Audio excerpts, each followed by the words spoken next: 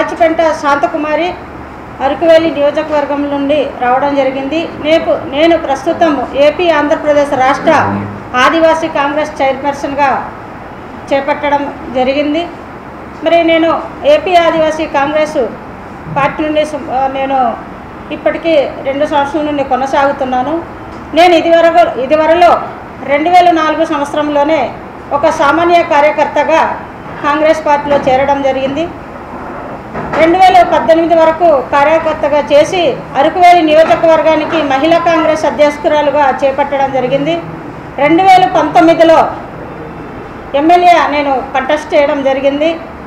గౌరవనీయులైనటువంటి ఎన్ రఘువీరారెడ్డి గారి సారథ్యంలో నేను ఎమ్మెల్యే చేయడం జరిగింది. ఇంకా అప్పుడున్న ఉనికి అయితే వైసీపీ చాలా గట్టిగా ప్రభావం ఉంది.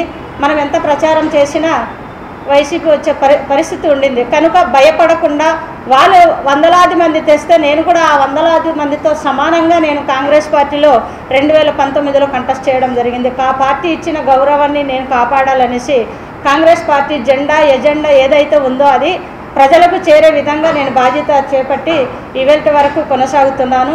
ఎవరికి ఇచ్చిన కాంగ్రెస్ పార్టీ ఇచ్చినందుకు నేను మొదటిగా గౌరవిస్తున్నాను. కానీ నేను ఇన్ని సంవత్సరాలుగా కష్టపడినందుకు నాకు మా కాంగ్రెస్ పార్టీ అమ్మా నాన్న ఉండి ఈవేళ నన్ను ఎందుకు గుర్తించలేదనేది చిన్న బాధగా ఉంది.